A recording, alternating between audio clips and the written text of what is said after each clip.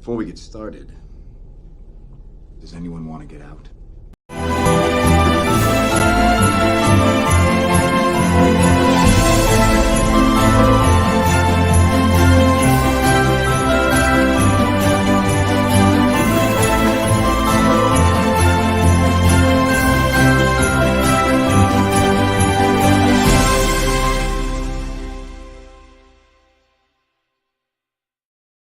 Hey everyone, welcome to Late Night with Cap. This is JT, and I am thrilled because it's like 12 days until the actual day of Christmas, and that means that you'll hear that song forever and ever and ever, and you try to guess all the things that are in that song. I don't know them, but anyways, I hope everyone has either finished their shopping or almost finished their shopping. I have been where some of you may have been, where you're shopping on the night of. Don't be that person. It's too stressful. You have too many options to buy beforehand with Amazon and all that stuff. So hopefully you have that taken care of. As you can see, I'm wearing the hat, or this great men have beards shirt. Speaking of beards, here's Beard of Liberty. Good to see you, man. We had a great show over there and after the weekend, talking about Home Alone. So if you haven't seen that, please go check that out.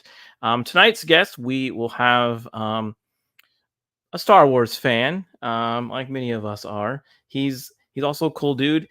He's from the East Coast, so he's on the East Coast time. So hopefully it's not too late for him. But before we get him out here, one more thing to mention about the channel. I'm probably going to be on a break from now until probably New Year's. I might have a New Year's stream. Not sure how that's going to work out, but you could check my Instagram, Late Night with Cap, and you can also check Twitter. I'll let you all know. Go from there. But anyways, what's going on? Bring on this man named Blake from the Dork Wars Podcast. How are you, man? Pretty good, JT. How's it going? Good. I'm doing good. I like your hat. That looks pretty snazzy. Thank you. I appreciate it. It is 12 days of Christmas. I did not bring you a partridge in a juniper tree. Gosh, I can't even say it. It's okay. I don't need any of those. Yeah. Okay. Well, that's okay. I prefer American things. So you can give me a flag, a shield, anything American, a rifle. Hey, and you'll be okay. Can't ever go wrong with guns. Can't ever go wrong with guns. You're good. So how backstage you said you were kind of sort of almost finished shopping. So that's good, right? Yeah. Mm-hmm. So what makes it the most when you shop for someone, what do you consider about what do you try to make it a surprise, or do you just kind of get them whatever they want, or do you try to I try to make it secretive, try to make it secretive, but I also try to make sure they're going to like it, because there's nothing worse than someone tearing into your gift and then all of a sudden they're like, like, are you the fake when you oh, this is awesome, and you have the fake emotion, or do you really? Yeah. I mean, I'll fake it. I don't want anyone to win. It's like that scene out of A Christmas Story when he comes down with the bunny. He has to wear the bunny even though he hates it. Well, he didn't fake it very well, though.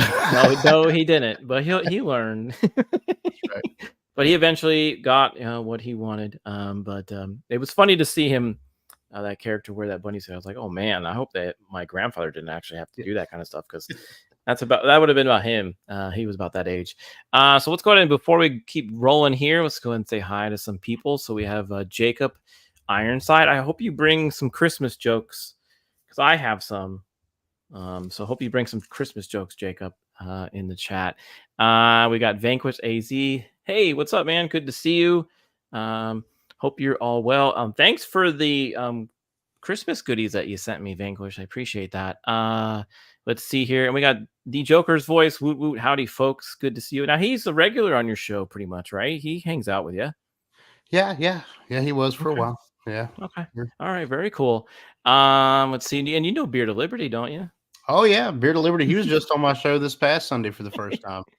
Yeah, he's a good dude. He's really nice beard. Nice beard. Yeah, he takes care of that. He does a really good job. But did you know he also if you want your lawn mowed, he's really good at that. He's really good at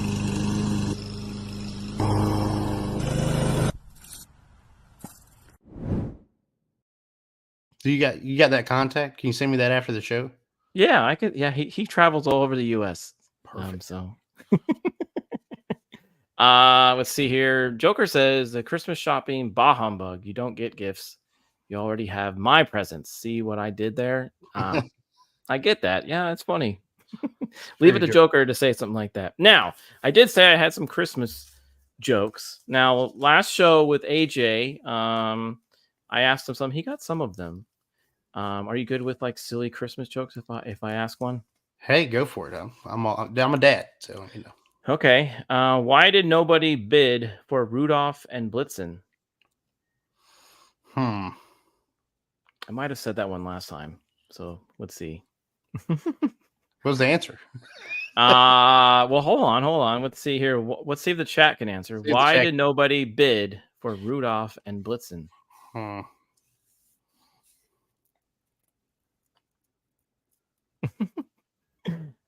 This one is because they were too dear. Okay. Okay. So we got one. All right. So here we go. What happened when a lorry full of tortoises collided with a van full of terrapins? It's not really a Christmas joke, but it's a joke.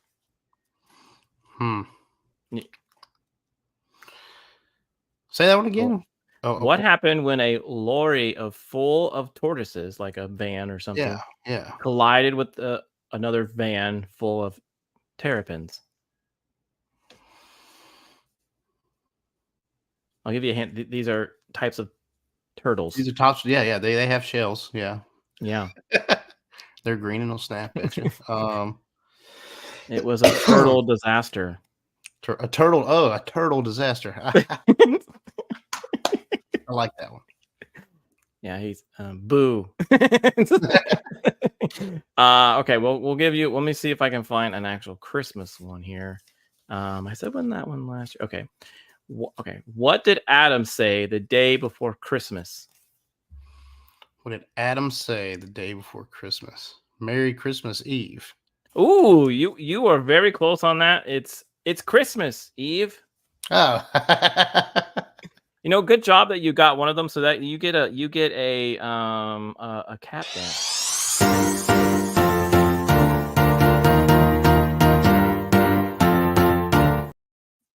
There you go. Those are fun. Those are fun little Christmas jokes. But yeah.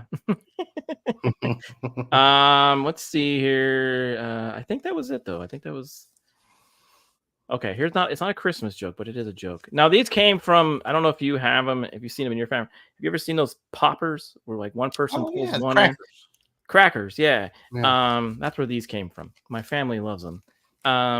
What do frogs wear on their feet? Now, if Rogue Attraction was in the chat, he would probably answer this one really well. Frogs wear on their feet. Yeah, what do frogs wear on their feet?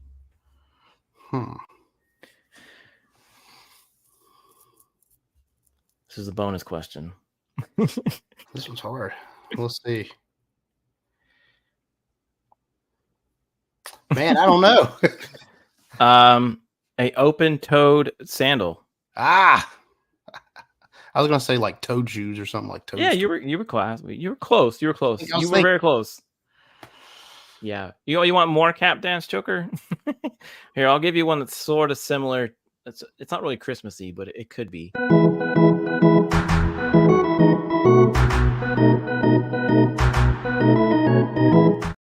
There you go. All right. You got your cap dance. Now you run a podcast. You are at dorkwarspodcast.com where people can find you. Now, but I get the play on words there. Star Wars, right? Right. Is that pretty much all you kind of talk about, or do you talk a little bit more? When we first started, we really just did Star Wars. We only covered Star Wars topics. We got into the game like at the season finale of Mandalorian season 2. And, height of the pandemic, seems like everybody got a podcast during the pandemic, but we kept going. And it was probably about a year and a half ago that we decided, hey, let's start branching out. Cause all of our guys, there's 5 of us that do our pod. and we all have different interests that, I mean, well, they're similar to each other, but we all have, I mean, we love like Marvel and DC comics and Okay. Avatar, The Last Airbender, Harry Potter, all sorts of different stuff. So we talk mostly Star Wars, but we do branch out from Okay. time to time now. Okay. So now you're also on YouTube. So when did you transition to that? Was that the same time? So no, that was probably about, that was earlier last year, I think, that I got Okay. into the YouTube lives. So a lot of people that I was hanging around, podcasters and stuff that I knew and talked to, were kind of doing the live shows, and I kind of did that just to have guests on. You know, Yeah. it wasn't really for like our main show. Our main show's always been our audio show. Okay. It's heavily edited. Yeah. Live shows, You never know. it is what it is. You can click on things that are wrong. You can say things that are crazy. Exactly. And there's no and there's no pressure to edit. You just let it ride. So Yeah. I thought it was a good avenue to have people on and to be able to talk one-on-one with some folks. So That's good. That's good. And it seems like you've made a lot of connections through that, and that's good. So well, I hopefully you keep rolling on it and it goes well. So now you, like I said, a Star Wars fan. So what out of all of them, and it's including the sequels, what is your favorite one? though I wasn't aware about some sequels. I didn't know anything about them, but I'm just kidding. Yeah, Oh goodness, my favorite one. Oh, it's hard. It changes all the time. I mean, everyone wants to say Empire Strikes Back. I'm right there. It's Empire Strikes Back or like Revenge of the Sith. I love Revenge of the Sith. Such a good movie. a lot of people they say that if they're born or ever young during the time of the prequels. I was like almost right out of high school, I believe. So I was more into the originals, but yeah, most of the people, I would say the Revenge of the Sith is probably up there. I would say a lot of people, they like the original, the first one. That would be what I would say. I would think out of all of them, that would probably be my favorite, because that's the one that, it's the magic. That's the one that started it all. That's the one that created everything. And when I was a kid, was the first one I saw, mostly watched, because to be honest, I didn't know there were other two. I just kept watching. I just kept watching that one. I'm like, oh, this is so well, cool. and it's got a great story from beginning to end. It starts as a good middle, and then it sums everything up really nicely there at the end. Because, I mean, they didn't know they were going to make sequels. I mean, they didn't think they would. They didn't know they would have the budget. So Rogue here says holiday special is the peak. Sorry, you really think that? Okay. He's joking. It's peak something. yeah. What was that little ball? What is that thing that Chewie or Chewbacca runs around with? A life ball. Day orb. Yeah, I don't know what that is. We'll Anyways, coke out Carrie Fisher singing weird Star Wars Christmas carols. Yeah, I don't. Yeah. Well, Life they tried. Whatever. They tried. Empire Strikes Back is the best. Revenge of the Sith is the distant second. Okay, that's cool. Like I said, right there. Hey, you can say whatever you feel, but I'm always going. I don't know if Star Wars the first one is the best. That's my favorite. Yeah. Now it was just the way it was shot, man, and the way I love Empire Strikes Back. But sometimes it's Return of the Jedi. Sometimes it's a new. I tell you, man, I switch all the time because I love all those movies so much. We did. I think you did a show with me over there after the weekend where we reviewed cut out scenes, deleted scenes on Return of the Jedi. Now Empire Strikes Back, I think Joker likes that one because the villain wins. I think that's why he likes that one. Well, Revenge is the same way. Yeah, I know. That's probably why he likes it. He likes the villains to win. So thanks everyone for showing up, by the way. Go make sure you hit the like button and so on. Now, we do a thing on this show where I show some cool, maybe a product that you might consider buying someone as a gift, or you might want to get yourself. And that is called what I call As Seen on.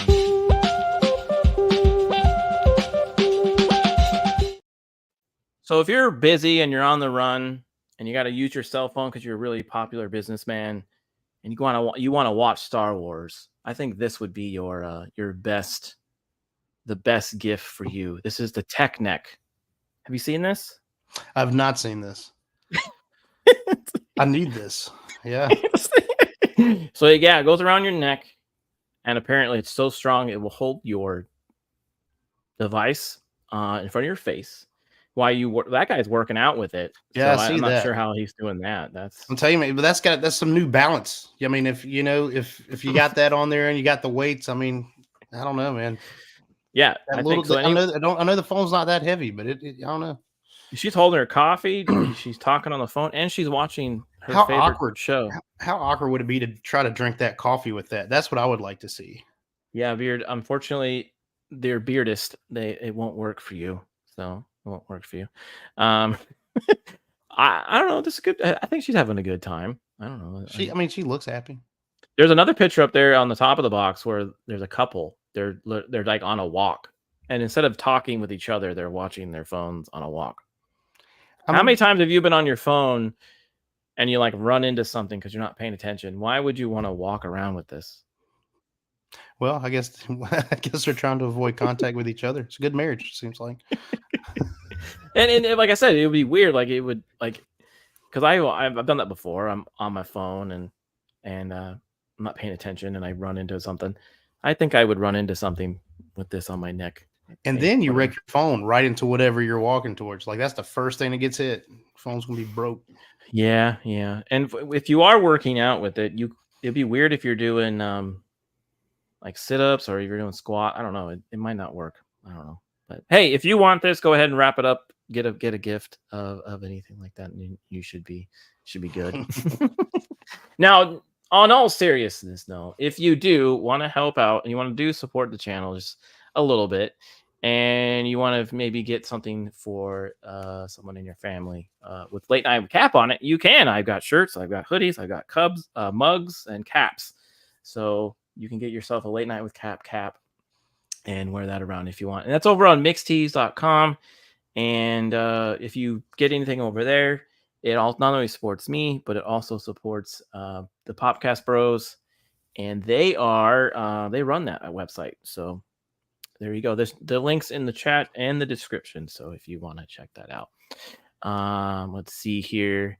Yeah, Beard said it would never work for his beard. Oh, here we go. It was the Life Day orb. That's what it was. Okay. Nice. Do you know why they called it a Life Day orb? I do not. I mean, it was just an orb and it was on Life Day. So I figured. Hey, Nicole. Good to see you. She says up, hello. It's been a minute. Yeah, she's busy. She's been doing a lot of cool stuff. Yeah. Let's see here. So, okay. When you were a kid, do you remember what was your like one gift that you were like so stoked about getting? Oh, you know what? It was actually this guitar right here. Really? I got that when I was probably 13. Yeah. Okay. Yeah. Very cool. That's what hangs up because I don't play it very much anymore. Okay, you don't play anymore? Oh, I do. I just play nicer guitars. That was the starter. That was my starter. So okay. There. That's very cool. What kind of guitar is that? This is a Yamaha acoustic guitar. Okay. Oh, yeah. So. And you got that when you were 13, huh? Yeah. She still looks real nice. I played the crap out of it. I would go home and play for hours and hours. Okay. How excited were you when you got that out? I was extremely excited. How did they wrap it? How did your parents wrap that up? How did they keep it? Was it like hidden? It was in a case, and then they wrapped the case up. But yeah, it was kind of hidden off to the side where I couldn't see it. That was the last thing I opened that Christmas. Okay, very cool. So you were kind of like the kid from The Christmas Story, where like his last favorite gift was his rifle. So, that's right. Kind of the same thing. I didn't have to wear a pink bunny suit, but have you seen those gifts, those gag gifts for kids where like they get a box and it's like a Nintendo or a DS or something like that. It's like it's a cell phone and the kid thinks he's getting that or some really cool gift. And when he opens it, they have like candy. They have like random food in there to trick them. Because they're gonna give them later. I always think that's mean, but also funny. Well, that's cool. I'm not. My original gift is probably not around here, but that's cool that you still have that, and I do. that's really neat. That's really cool. So we're also going to cover some bad graphic design tonight. Have you seen the show, and have you seen some of those? I have. Okay, well, they're pretty goofy. This one's going to be a little bit more Christmas on the Christmas side.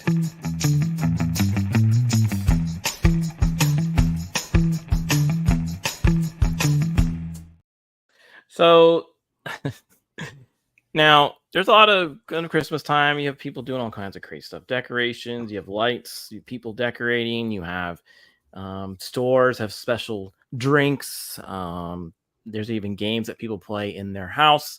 But the first one I'm going to show you, this is from a major fast food place, and they want you to have the warmest greetings with their coffee.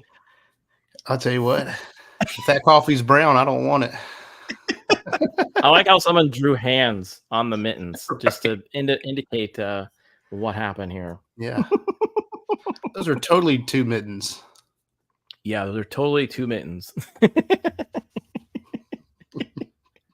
Warmest greetings. You don't really notice these things, but some people do, and then they bring them to my attention. Then you'll never unsee it.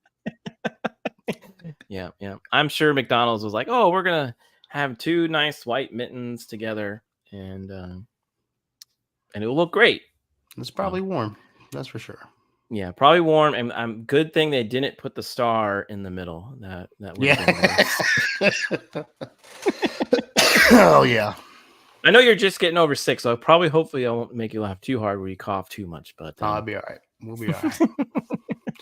I usually try to mute when I cough, but don't always. Yeah. Sometimes it just sneaks up on you, you know. Yeah, it does. It's okay. All right. So now the next thing on here is, well, some people get creative when they decorate their lights outside.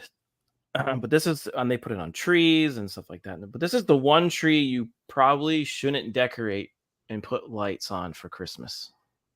It's not gonna go well. I used to live in Arizona, and a lot of people did this. Even cities did this, and you would see it down the road, and you're like, "Why would you do this?" Why? Yeah, this is.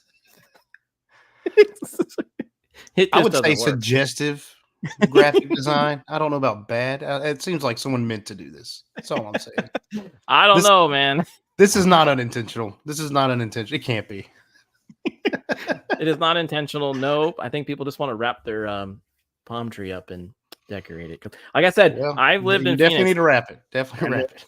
There was a road with palm trees, and they all were decorated this way. So some people just don't think about it. They're not as dirty minded as some of us, I guess is what I'm saying. So yeah. Welcome to Florida. Yeah, I'm sure that happens in Florida too.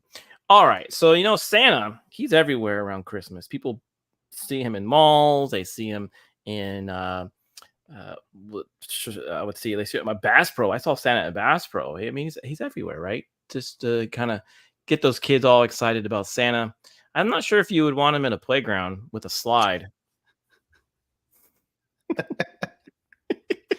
Where do they store that between January and November? I have no idea. This might be a permanent fixture wherever town this is. That's crazy.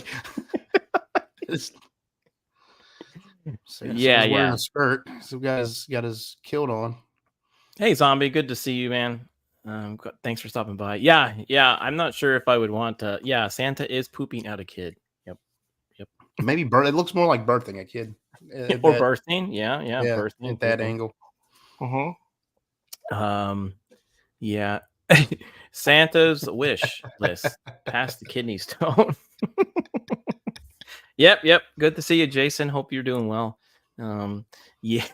So again, I had another show with another guest. I think it was Tim Talk. We showed a bunch of playground equipment that was just made. The design was horrible, and it was sort of like this, but this is pretty bad. So yeah. All right. So I got one more for you. I've got a bonus bad graphic design. Now, do you have kids? I do. I have two. Okay. Do you play the elf game where you hide the elf on the shelf? I have no idea where they are right now, and that's probably a problem because I'm gonna have to hide them after the show. Okay. Would you ever consider putting one in an oven? Yeah, dude, that's traumatizing. Just go back to sleep. He'll be better tomorrow. And this isn't a good idea, folks. Don't put your elf in the oven. Nah. No. Well, my thing is, it doesn't look like anything else is in there. So maybe on the top rack. I don't know. Well, so what probably happened was Dad thought it'd be funny. I'll put it in the oven, right? They'll never find it there. Mom wakes up, decides to make maybe cinnamon rolls for everyone for Christmas, and preheats the oven. That's when you have this. Well, then you get the smell. Sure. Got a joke. What do you call an alligator wearing a vest? An investigator. I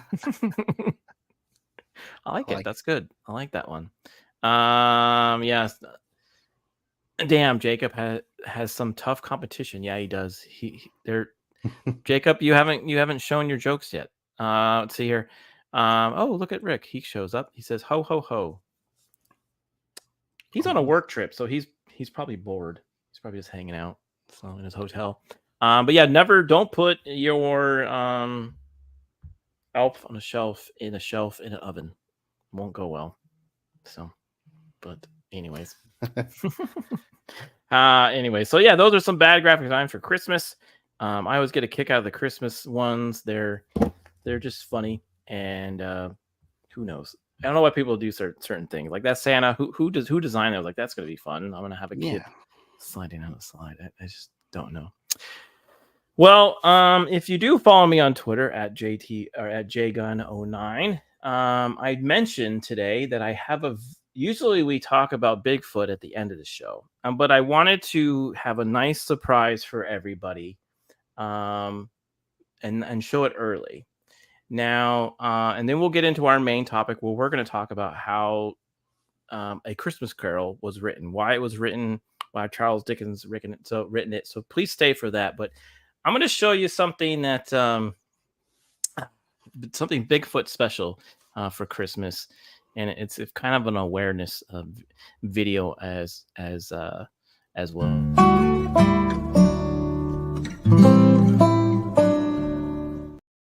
Okay. Well, so this lady, let me restart it here. She wants you, and I'm going to put the volume on here.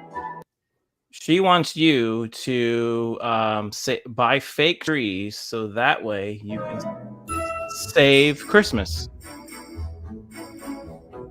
The trees are trimmed with candy canes and lights. But did you ever wonder where they get the trees? They cut them down and take them from the forest. Cut them down for you and me. But what about poor Bigfoot? He lived in that forest with his Bigfoot family by his side. Someone's gonna see them, someone's gonna catch them if they have no place to run and hide. So trim a tree, but one that's made of plastic. Save the trees for Bigfoot, save the trees for Bigfoot, save some trees for Bigfoot too. Big finish. I like it. Yeah, she's got crazy eyes, man. She's got the crazy eyes. I came across this. You find the amazing things when you look for Bigfoot on Instagram. You never know what you're going to find. And I found this. Screw the trees. I want a Bigfoot rug. Yeah. So there you go. That's your very special Bigfoot Christmas video for everyone. So she's very happy. I do like her sweater, though. It's a nice sweater. Yeah, she I mean, hey. I mean, she's just trying to do her part for Bigfoot, man. Like, it's a good cause. That's a good cause. I would say. Yeah, she said she just wants to, save the trees and save Bigfoot. So there you go. Maybe I'll play it later again for everyone, if you want me to. Oh, not again. not her again. She's been trying to hang out with Poison Ivy for years. That's a good joke. A good Joker joke. That's pretty good. I like that. Let's see here. So, okay. Now, I do ask people about Bigfoot. Are you a big believer in Bigfoot? Do you believe in something like that? Man, I don't. It's possible. It could be out there. It's possible it can be It's out there. possible. Kind of like Santa Claus. Yeah. Yeah, Oh no, yeah. Santa Claus totally real. Totally real. Okay. Yeah. You don't think they hang out? I mean, if he's they may. I don't know. It's all kind of plausible. Maybe it helps them. Maybe He they help might. each other. You know, that might be what it is. Santa Claus keeps the Yeti hidden, or Bigfoot hidden, or Some guests have said that they've seen Bigfoot. So. Nice. I had people out where I live. I live away from the hustle and bustle of the big city, you know. So I had a group of people. We had a party out at my house one night, and some city folk came and they said, "Yeah, I could have sworn I heard Bigfoot driving out to your house." And I'm like, "They must have been real loud if you came in your car." Yeah. Now you probably have maybe it was a bear or a mountain lion, right? Could have been. Yeah, we've got bears out here. Yeah, and mountain lions too. Have you ever seen the videos of Bigfoot playing the saxophone? Oh yeah. Those are some of my favorites. Oh yeah, we've shown him a few times on this show. I wonder if he knows the lady about the Christmas trees. He would probably they could get together, do a little duet. Yeah, you save the trees for Bigfoot, and he could do like a saxophone. Yeah, it's a solo for her. I think that would be fantastic. Maybe that could be a Hallmark movie, like a Christmas Hallmark movie. Well, then she'd have to marry Bigfoot after she left her husband or something years ago. I've seen weirder. Yeah, true. All right. So, anyways, okay. Like I said earlier, we're going to talk about why A Christmas Carol was written and why Charles Dickens, decided to write it. He and kind of what he really wanted out of the book. Now, I'm gonna again, like always, this was usually cut out and put on a separate video. So if you want to share it with your friends, you can. Now, this title, this video is what we're going to cover is arrogance and want. You know who those two are, right? Those are. Have you read the book, The Christmas Carol? I have. Okay, so arrogance and want are the two children that are under the ghost of Christmas Present, and we'll talk about that here in a second. But those are the two things he warns them about mankind, that this is usually their downfall is arrogance and want. So now the story behind this is pretty interesting, and some of it is the references of Tiny Tim and things like that are pulled from real life that happened to Charles. Do you like this book? How many times have you read it? I've probably read it, like the actual book itself. I've probably read probably 3 or 4 times. Over my entire life, but of course you see the movies and the specials and all that. Yeah, it's gotten all kinds of different renditions. My favorite is the Muppet Christmas Carol. Oh yeah, love the Muppets. Anything with Muppets in is great. Yeah, they do a very good job on. Actually, that's one of the ones that is really close to the book. To be honest. Now the other one that I also is one of my favorites is the Scrooge McDuck one, the Disney one. Yeah, that one's always fun. Yeah, and then the one with the one they made with Bill Murray, kind of a modern day Scrooged. Yeah, that one was a good one. That's a good one. Yeah. I love the book, Nicole says. Yeah, it is. It's a good book. It's very, very old. Bigfoot is sometimes confused with Sasquatch, yet he never complains. There's this joke. But the Mickey Christmas Carol is the one with Scrooge McDuck. That is correct. Now, he wrote this book when he was in his 30s. So he's pictured there, which is pretty. I don't know. Have you ever thought of writing a book in your 30s? Well, I just turned 31 on the 7th, so I mean, I could. I've always wanted to write a book. Okay, well maybe you can. Maybe I can. He can. He did. Yeah. Yeah, he did. Okay. So in May of 1843, Charles was invited to a fundraiser dinner in aid of the Charterhouse Square Infirmary, which cared for the elderly, impoverished men. Ironically, most of the diners were very wealthy men who made fortunes in the city of London. So he went to this fundraising, but everyone there was probably the elite of London at that time. Dickens wrote a letter to his friend Douglas Gerald, describing them as sleek, sobering, bowel-punched, overfed, and just kind of like snorting cattle. So he didn't like that very much. This is like the beginning of who he came up with Scrooge. Like that sounds like a Scrooge character, right? Those people that he just mentioned. Now the author was burning with desire to bring about genuine changes to society. He was stricken down by reading the 1843 report on Britain's child labor. So like in 1843, there was a lot of kids that were young who were working. Yeah. I mean, instead of getting guitars, they were working in, mines, coal mines, or doing some other manual labor, chimney sweepers, stuff like that. He didn't like that. He didn't think that was very. He doesn't think our society should be working our kids that way. So he was, like I said, he intended to write a pamphlet to kind of tell people like this is horrible. We shouldn't do this on behalf of the poor man's child. But he decided that no, he's going to do something better. He wanted like a real blow to someone. He wanted to really touch the heart of people's souls and kind of really get this message out there that, what's really happening out there. And it would be probably more impactful than, say, a government pamphlet. You would agree, right? If when you see a movie nowadays that kind of says like a thing or something's going on in the world, you probably pay attention more to that, like a documentary, than you would if someone would come to your door and hand you like a piece of paper. Right? Oh, for sure. Right. Like there's plenty of documentaries out there that really hit you on the heartstrings and you think, oh, okay, well, yeah, I should do something, or maybe I should be a better person doing something else. So I think he was in favor of that. And I think that was really good. Yeah. And I'll add to that though. I mean, you think about it, music, plays, like I said, documentaries, movies, those kind of mediums are the things that reach people.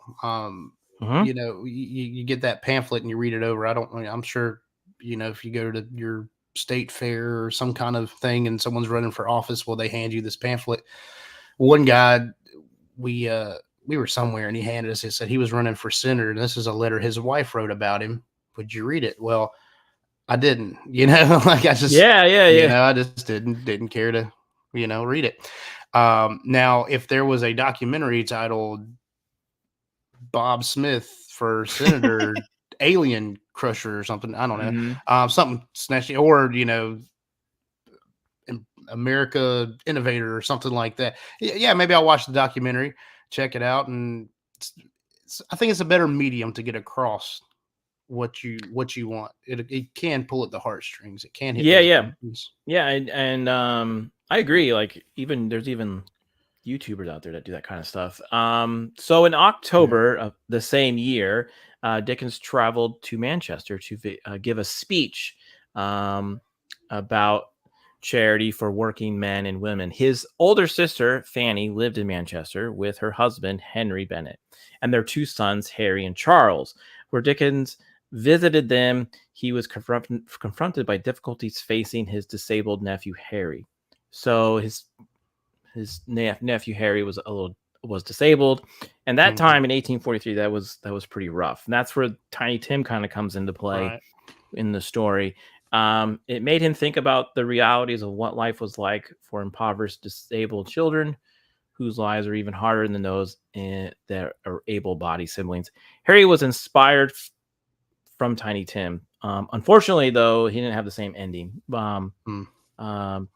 Henry did not survive, even though his uncle's best efforts to keep him going. And this was in a time in London right before the Industrial Revolution, where people were just really out of work. They actually called these the Hungry 40s, where there was a lot of impoverished people, and the divide between wealthy and poor was very, very wide. So he was just horrified when he saw this, and that's where he got the family the idea of the family in the book, The Christmas Carol, and Tiny Tim, and he was just very like struck by this, like, oh my gosh.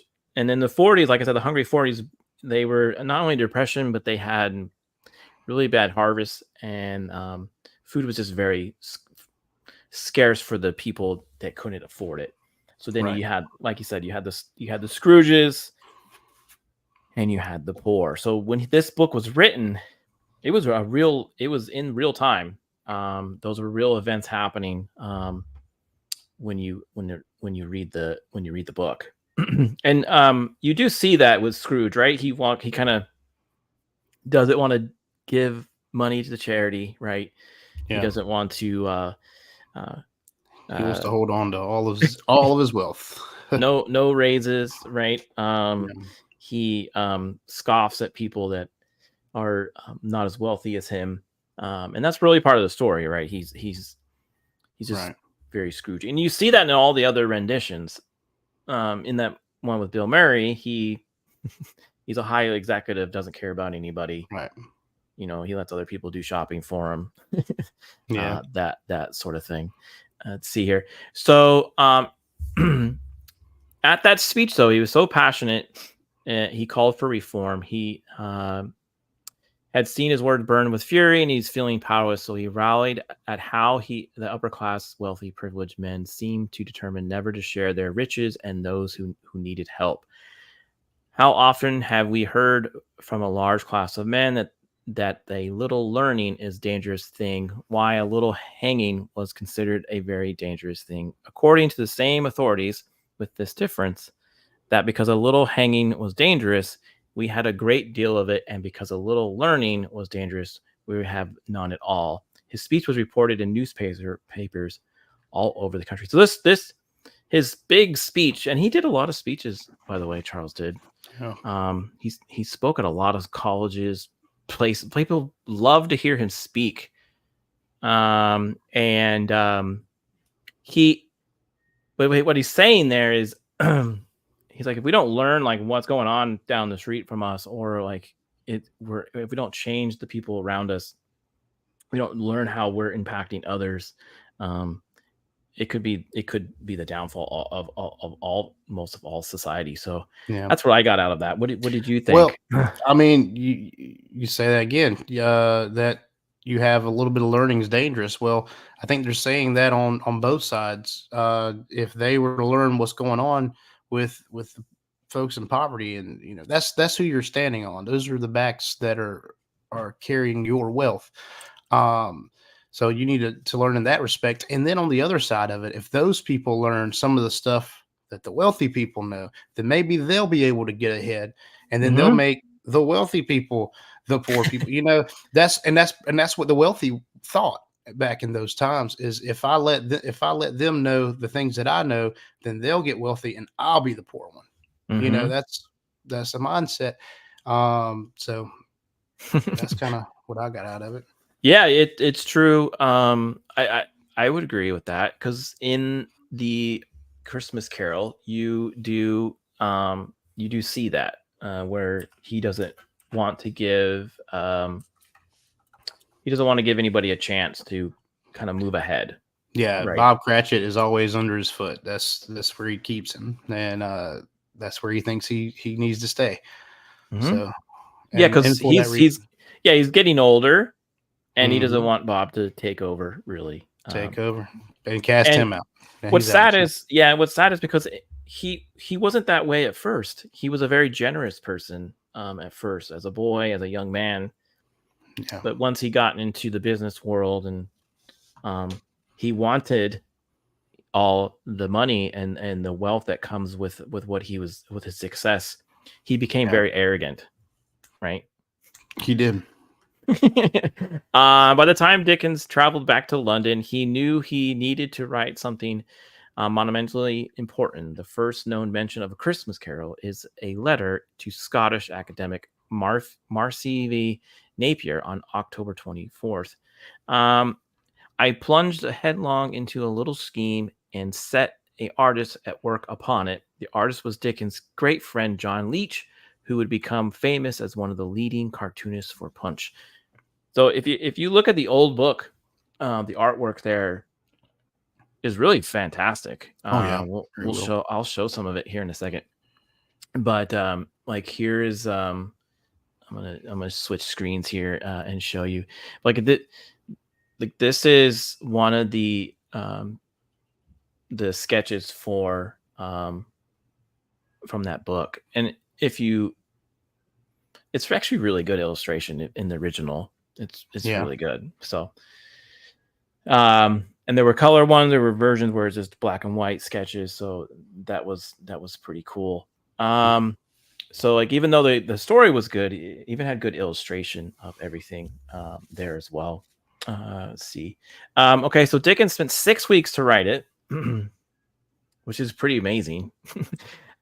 He finished the novel on December 2nd, but instead of being revered, he was stressed and panicked about the finances. His bank was overdrawn, and his publishers, Chapman and Hall, were unsupportive of what they considered a strange idea. His current novel, Martin, I think that says Shuichit. I think that's how you say it. Watch what? Chuzowit? Chuzowit, maybe. Chuzowit. Had lost readers. It was basically a flop. It didn't work out. Lost readers during its serialization, and publishers were losing confidence in the star author. So he was pretty big at the time when he wrote this. People knew who he was. Yeah, Dickens this was kind of on his way down in popularity. He was on the tail end of his career, supposedly, for that time. Supposedly, yeah, and they were like, "Oh, your pen is drying out." So basically, yeah. So as a result, they refused to pay the full cost for publishing A Christmas Carol. So Dickens paid the rest himself.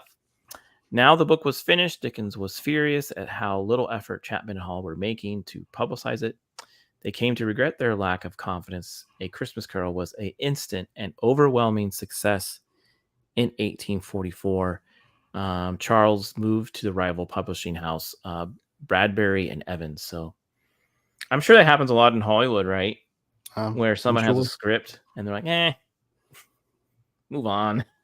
And it goes to somewhere else. And it's a big hit.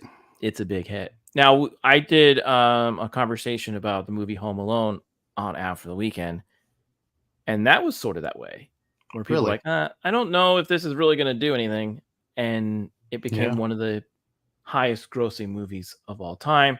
Yeah. Same with Charlie Brown, A Christmas Story, Charlie Brown's Christmas.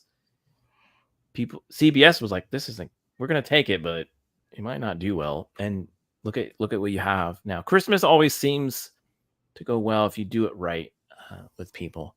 Let's see. So here's another rendition of the art there. A Christmas Carol was published on the 9th of December, 1843, and it captured the digits of some years. So it's like captured everyone's soul. I guess everybody wanted to have this book.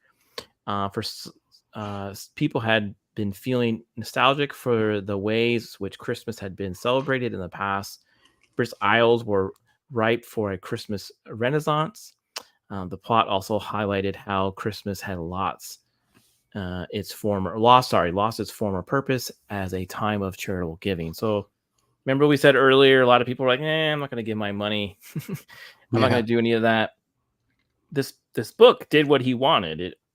It got people to think, and that's what happened in the book, right? And it seems like he painted a very good picture of the time. I mean, and that's why it did so well. I mean, it hit home with a lot of people. He wrote exactly what was going on, and people read it and responded to it. And like it says here, the plot also highlighted how Christmas had lost its former purpose. Well, he pointed that out. Yeah, it's true. And so what he wanted in the book to happen to Scrooge actually happened to some people after they read the book. Yeah. Which that makes a really good story, right? When someone's like, "Oh, I can do that." Why not I do that? And the Astonishing made a good point down there. Star Wars is another one of those movies that was, I wasn't going to mention it because it won't Christmassy, but no, you can. Yeah, 20th Century Fox decided to finance a film as a favor for a young director, and it was Star Wars. No, you're absolutely correct. So it happens all the time. This stuff happens a lot. Astonishing and immediate success of A Christmas Carol surprised even its author. 6,000 copies were published on December 19th, and on Christmas Eve, Dickens received a letter from Chapman and Hall to say, as the orders were coming in fast from town and country, it would soon be necessary to reprint. The novelist William Thackeray wrote a heartfelt review in Fraser's magazine saying, "It seems to me national benefit, and to every man or woman who reads it a personal kindness." So a lot of people just love this thing. It's a very good book. Even if you read it today, you would get the same message.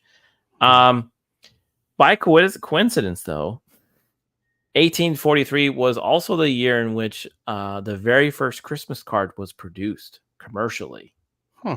It was the idea of a frantically busy civil servant, Harry Cole, who didn't have time to write the expected long Christmas letters. You ever got one of those from people that write they're like a year summary? Yep, of the whole family. What everyone's doing. Yeah, it's kind of like them flyers, man. Kind of like them pamphlets. He had 1,000 cards printed, and those he didn't need, he put up for sale. This helped to encourage a new fashion for Christmas. And you have millions of them today. Yeah, so isn't that crazy that one of the best Christmas books to come to our light also was the first year a Christmas card was available. And that's it right there. That's the very first Christmas card. 1843 was a year of Christmas. It was. And it probably was. It was probably is one of those sparks that needed to happen, right? Yeah. There was probably a lot of not so good things happening at this time, and I think that really helped people. A Christmas Carol has never been out of print. There's a lot of books like that too. It is known throughout the world, and it can be guaranteed to be commented on in newspapers every December or a YouTube channel. Dickens used it as a mouthpiece for his own feelings about society. At the start, Ebenezer Scrooge utters the comment that poor people who are unable to work should die. Decrease the surplus population. So that's basically what he thought those men were saying at that fundraiser from The Office. Yeah, right. Yeah, Dwight Schrute says that. That's a pretty hardcore thing to say. Dickens was voicing that he believed many of his readers felt about the poor, and how he believed people had once viewed him as the laboring child of a imprisoned debtor. These words haunt Scrooge, and he grows to be deeply ashamed for having thought of human beings as worthless. And you get to see that in every rendition of this story, book, rewrite. Yeah. It's the scene, right, where he pops out of the window and he's like, "Hey, Merry Christmas, everybody!" He runs down the street. Got the big hams, got all the Christmas presents. Yeah, he buys the ham. He throws a whole bag of money to people that are asking for his charity. And the one thing he does I thought was really cool. He goes to Cratchit's home, and he overwhelmingly treats his family with just joy. Like he makes sure that, hey, you've been with me for a very long time. You're a very hard worker. This is how I'm going to treat you going forward. And I bet you, if they had a sequel, I bet you Cratchit would be taking over and maybe have. I think Scrooge would inherit that business to him because he worked so hard for that. Because back then you had like what they called apprentices. You don't have any. You don't really have that anymore. Apprentices, yeah. So I always thought that was a fun time of the book. That even happens in the movie Scrooged. Yeah, he goes around like kissing everybody. Yeah, and he rehires that one guy. yeah, it's pretty funny. So what Dickens thought was the essence of A Christmas Carol is often left out of adaptations so this is what the real reason why he wrote this. When the ghost of Christmas Present is starting to age and fade away, Scrooge notices something underneath the spirit's robe. He thinks it's an animal claw. This is like one of the creepiest parts to you. Yeah. But it's a skinny human hand, 2 children, wretched, abject, frightfully hideous, miserable, clung upon the outside of its garment, a boy and a girl. Spirit, are they yours? Scrooge couldn't say no more. They are man's, said the spirit, looking down upon them. This boy is arrogance, this girl is want. Beware them both and all their decree. So like he's warning you, if you want something so bad that you become arrogant, it's probably not going to end very well for you, right? Arrogant people are never really, in the end, they never really get what they really want. That's right. And if you really want something and you just ignore everything else about it, and you like get real, I'm losing my mind on that one, but it just seems like this was his main message of the book. This was Dickens' main reason for writing A Christmas Carol. He wanted his readers to realize that if they continue to deny poor children the necessities of life, such as food, shelter, warm clothing, healthcare, and education, they would grow up to become dangerous, violent adults. Well, that's pretty true. I mean, what are you going to do if you have a family and you can't feed them? Well, in those days, and there's people who do it today, lie, cheat, steal, do what you have to do to provide for your family. You make those people dangerous. I mean, that's how I feel about that. I mean, and I guess that's where it also comes from, is like you want to provide for your family, but you're willing to be arrogant enough to commit a crime that you think you'll get away with, right? Yeah, that's usually what could happen there. The child born in a workhouse who was not as fortunate as Oliver Twist, or the impoverished child who didn't die young like little Neil, would grow up to become another Bill Sykes, Fagin, little Emily, and Daniel Kropp. So those are all characters that he has written in the past. Right. But all of his books have like a real tie to children having some hard times in the Victorian era of Britain. I just thought it was fascinating that he, like one of his main reasons for writing a book was not just for Christmas. Right. It was the message where we have to do better, be better people in the world to like help one another. And I think that's a message that goes beyond just Christmas. I mean, obviously it's just be a better person, period. But Christmas is a good time to reevaluate those kinds of things. It is, right? You start thinking about other family members that maybe you haven't talked to for a while. Right. Friends, you try to think if they're doing okay. And then you kind of think about, okay, just like Santa Claus, right? Good kid, bad kid. Did I do well this year? Did I do okay?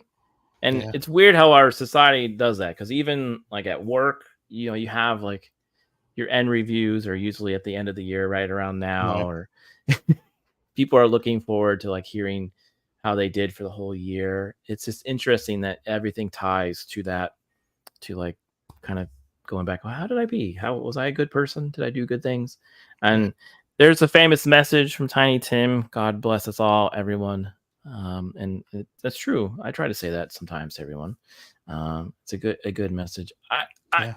It makes me, now when you hear the story when you're a kid with A Christmas Carol, you really don't think about all that. No. You're just like, oh, cool. He's going back in time. He's talking to spirits. Yeah. It becomes cool later. But when you're an adult, then you really start thinking about what we just talked about. And I think it's cool how that message transcends time. I mean, it's, how many other books from 1843 do you remember? But that message, that main message, really hits home for a lot of people, and especially like here in America, where there's a lot of us who do very, very well. But there are those who do not do very, very well. Mm-hmm. So I think that you got to remember this too. He didn't write this for the people in poverty. They couldn't afford the book. It was the people who had all the wealth that would buy Charles Dickens books. That's who he was talking to. It was. And he got the message across to people who did not want to hear that message. So he wrote from the heart, and it really touched people. I think that Charles Dickens has, written a masterpiece. Obviously, it's adapted 1,000 different ways, at least once a year. Yeah. And if you think about it, some people try to do that today with a message, but it comes off wrong, right? Yeah. Or they're just so focused on that or it's preachy, it's preachy, or it turns into bad writing, right? Mm-hmm. So you can have a message in your story. There's no problem with that. It's just how you present it. How you present it, yeah. And do you really mean what you say when you say it? And I think Charles Dickens did. And I think it was great to share that information with you and talk about that. I think that was pretty cool. So I got 6 people here still hanging out. That's pretty cool. Now, like I said, we usually do the Bigfoot thing. We already did that. There was if you do dare to rewind and watch what I showed, I can show it again, but I don't think Blake would come back. I'd come back. I don't care. She spoke to my soul. I really felt that she wants the Bigfoot to have his home. I mean, that's... Okay, so now, do you own a copy of The Christmas Carol by chance? I don't think I have a printed version. Okay, I have a digital copy for sure. All right, I think we have a few in our household. Now Beard says check out all the links for Dork Wars, the podcast at. Oh, he missed it. He missed it. An oops. Why do I pay you to be a mod? I don't pay him. That's oops.com. All right. Okay. Now here you go. He got it right this time. Oh, there you go. I appreciate it. Thank you, Beard. You are the man. Now, I do recommend, if you haven't, everyone in the chat, or if you're listening later in this video, do check out Blake's podcast. He does talk about some really cool things and you said there was, I think you said 5, right? Sometimes. Yeah, there's 5 of us. It's usually a mix and match of who the heck's there. Yeah. And it seems like you have fun. We do. We have a ton. That's the most important thing, is when you're having a conversation like we did tonight, or other people, other podcasts. It's the most important thing is to have fun and that kind of thing. Is there anything before we wrap it up, because we're right here about almost around the hour? Is there anything you want to share or kind of tell people what to expect over there at your podcast? Well, if you're going to come and listen to some Dork Wars, we are just a bunch of geeky people talking about geeky stuff, man, whether it's Star Wars, which is most of the time, or sometimes we'll breach like Avatar: The Last Airbender, or Harry Potter, or who knows, man, all sorts of stuff, Marvel, DC stuff. We'll talk about our favorite superheroes, our favorite video games, all sorts of stuff. So go check us out. We do a whole lot of funny stuff, but we just try to be entertaining. And like I said, you also do some stuff on YouTube. So so check that out as well. He does live shows there. Some of the people in the chat have been on the show with you.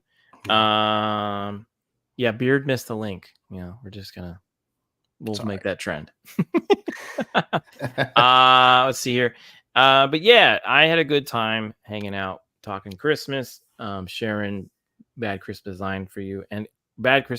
design with you, and also talking about A Christmas Carol. I thought that was cool.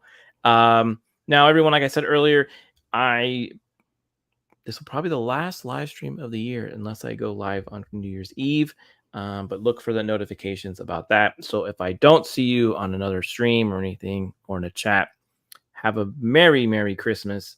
Have a Happy New Year, and everyone be safe out there. Blake, is there anything you want to, like, a message, or is anything you like to Man, for one, End it on. JT, thank you for having me on. I had a lot of fun, man. Love the clips. I'm a clips guy too. I love. Oh clips. yeah, you like the Yeah. clips? Oh, okay, Love you the might clips. like this If you one. need to know somebody's name, just ask me. Who's that? That is Beardy. Beardy. That's not his real name. That's just what I call him.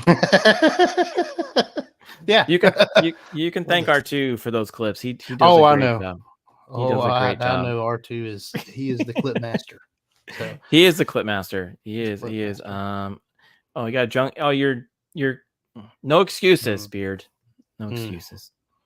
All right, man. Well, it's been great. You have a good night, everyone else. Again, remember to hit the like, and if you are new in the chat, please subscribe. That'd be fantastic. And I will talk to you all later. And again, have a Merry Christmas. See ya.